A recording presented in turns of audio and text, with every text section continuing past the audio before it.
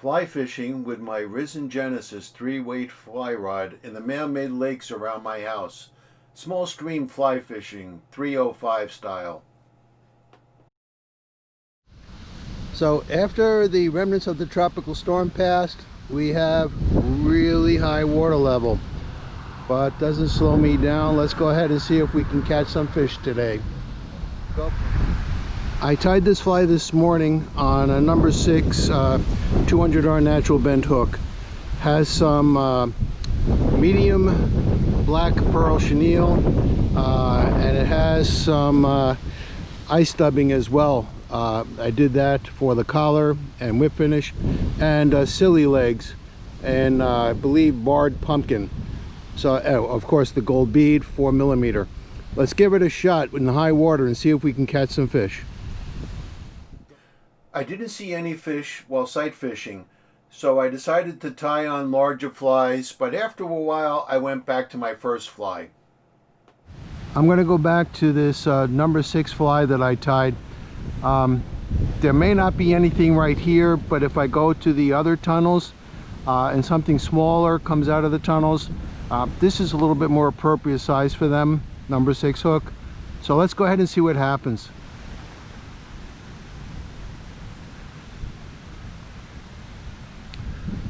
If we do land, closer to a peacock bass, and they see something like this, they'll attack. That's not a problem. See that? We got it. Truer words not spoken. Okay, this is interesting. What is this? What kind of fish?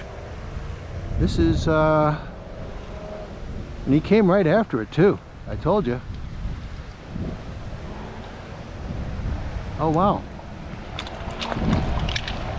A little different. Get the net. Okay, so like I told you, this is one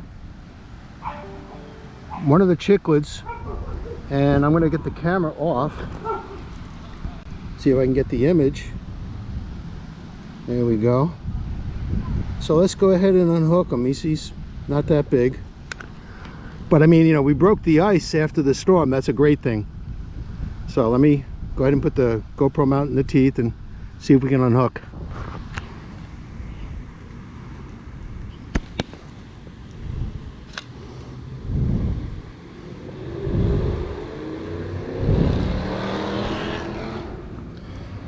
So there you have it. Not bad. I mean, for first catch after the storm. Let's get him back. Get the release. There you go. After I caught that bluegill, I got no respect. I tell you, I get no respect. I had fish playing decoy. Take a look at this.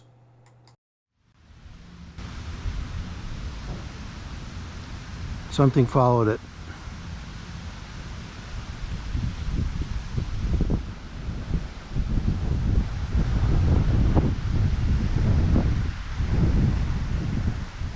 It was a peacock bass.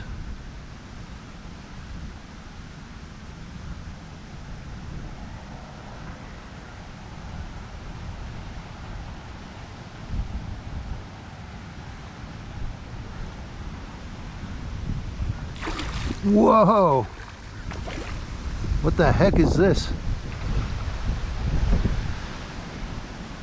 Boy, talk about a wake-up call.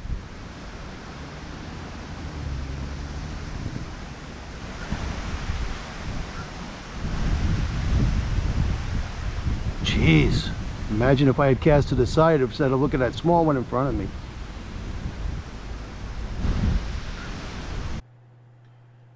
I tried casting over in that area, but the fish that had jumped were gone. And let's see if we can add insult to injury.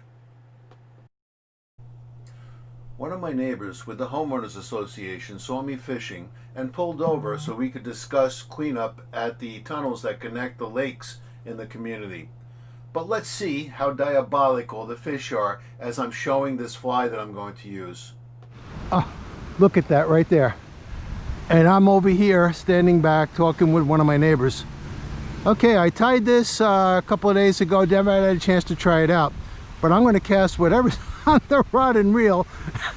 I tell you, what time, I tell you, you get no respect. No respect. All right, let's give it a shot. I tried a few more casts, but naturally the fish that had jumped was no longer there.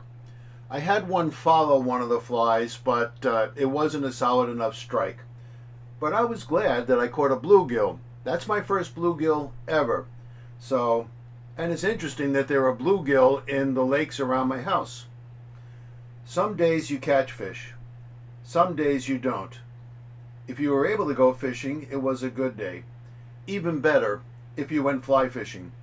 If you like this video, click like and subscribe to my channel. Stay tuned for the next adventure.